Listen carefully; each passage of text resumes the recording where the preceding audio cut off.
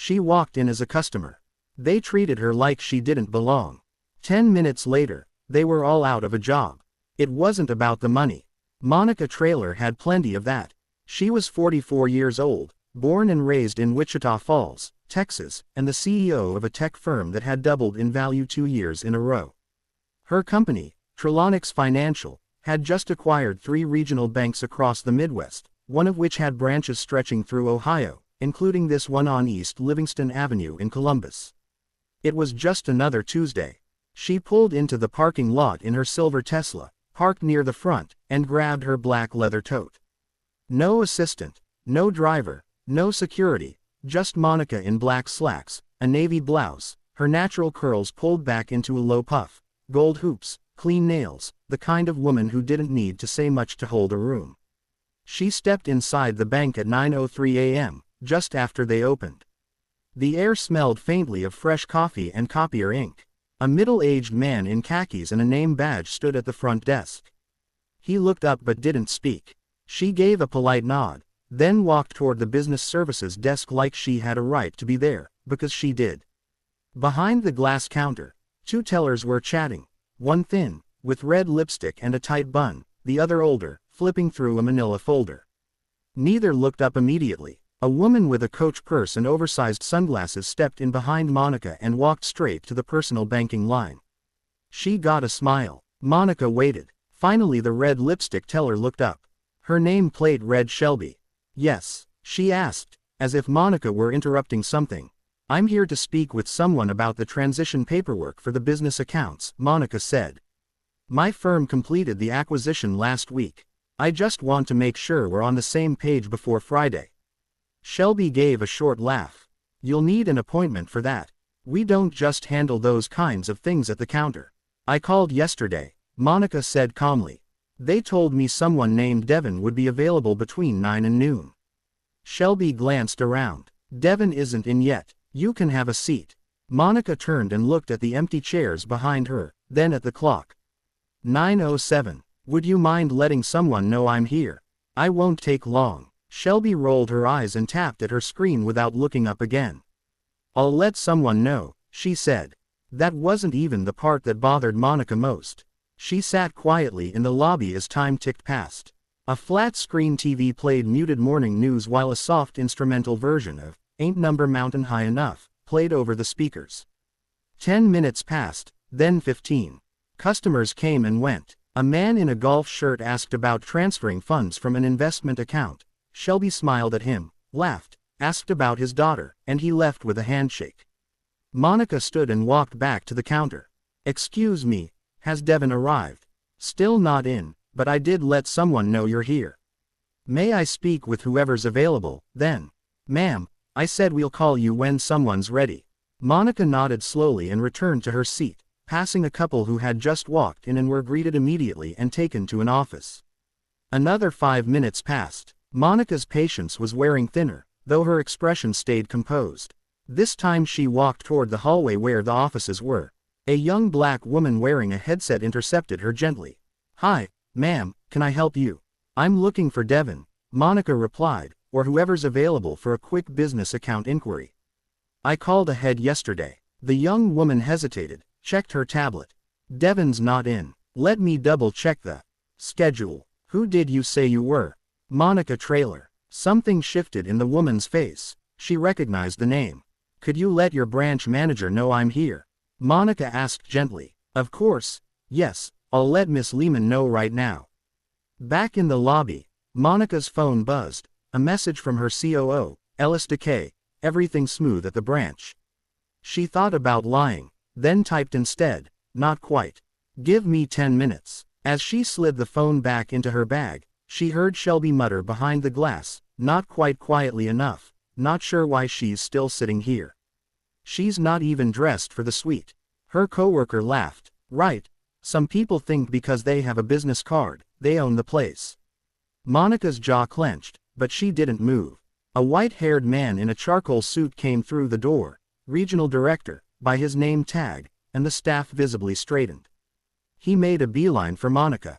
Miss Traylor, I'm Thomas Beck, regional director. I believe there's been a misunderstanding.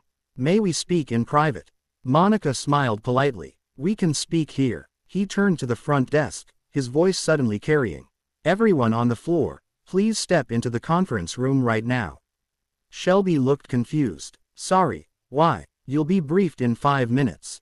Thomas stood with arms crossed while Monica scrolled her phone, unbothered, calculating rather than angry.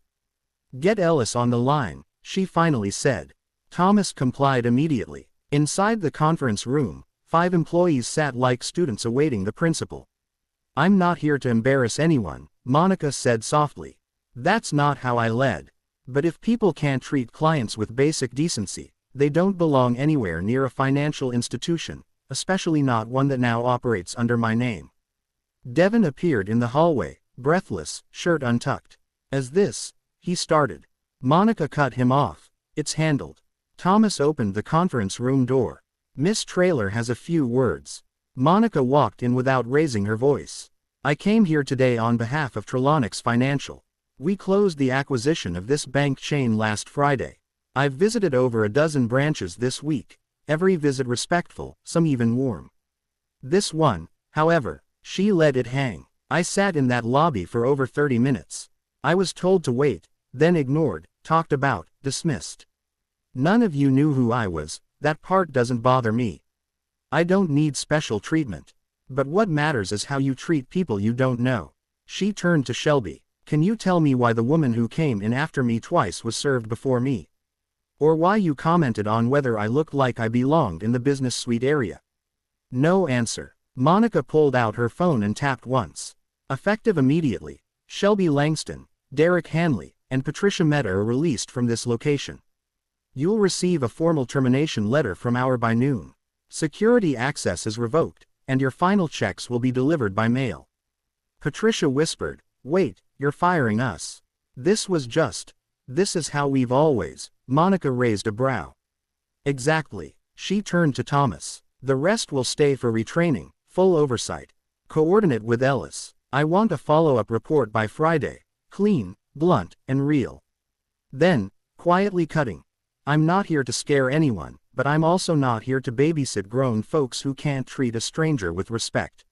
She left the room. As she crossed the lobby, the young woman with the headset stood and nodded. This time, Monica nodded back. Outside, the sky had shifted, clouds rolling in low. Monica leaned against her car, arms crossed. Inside, panic had set in. Shelby locked in the break room, Derek pale, Patricia crying softly. Thomas, on the phone with Ellis. Confirmed.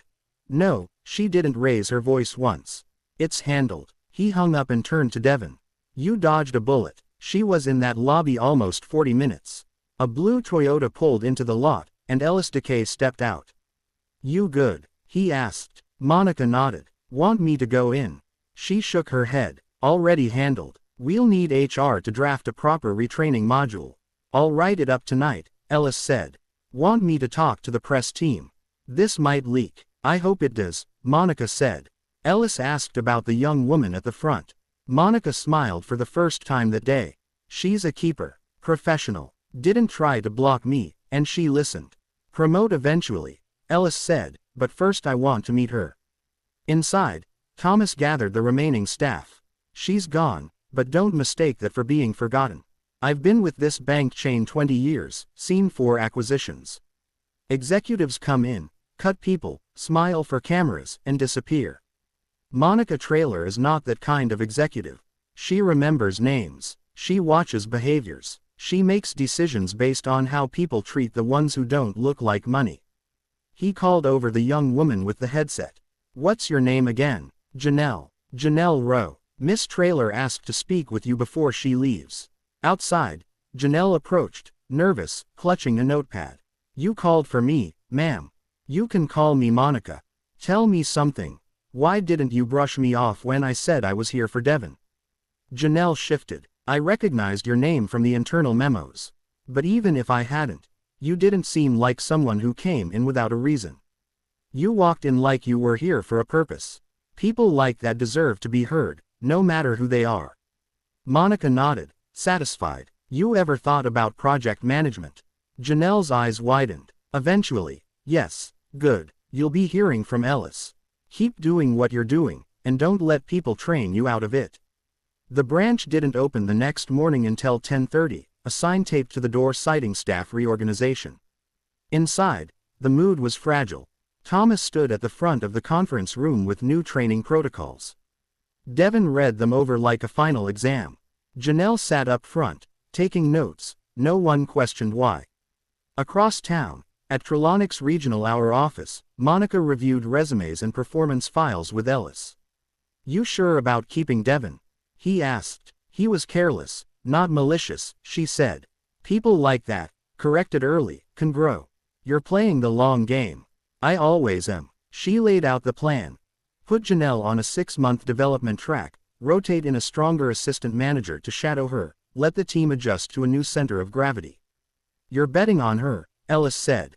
"She bet on me when no one else did," Monica replied. Back at the branch, Shelby, Derek, and Patricia were gone. Names stripped from the system, desks reassigned, emails bounced. Thomas addressed the room. This wasn't about one morning, or even one customer. It was about a culture that tolerated looking people up and down instead of eye to eye.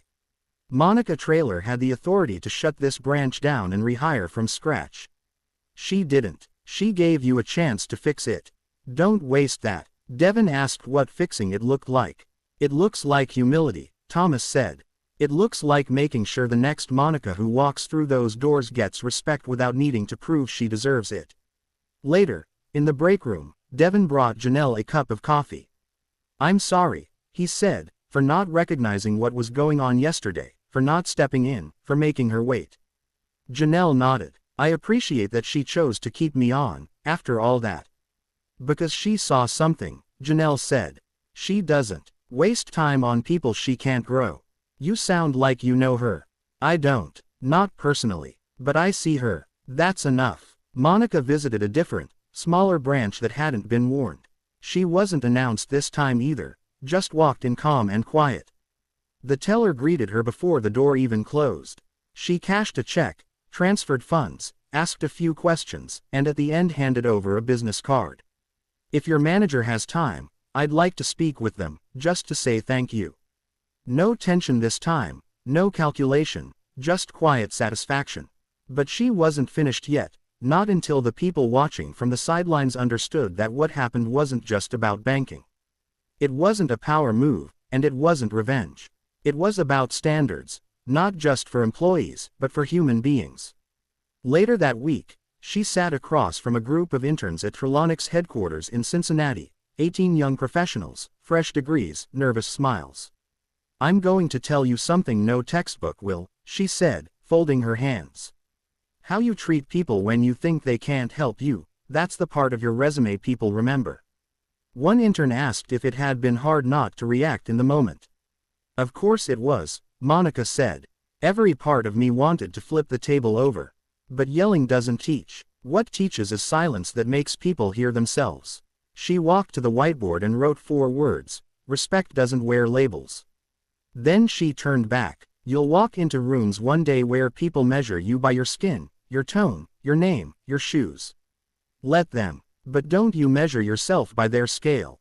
What happened at that branch happens every day, it just doesn't always end the way mine did."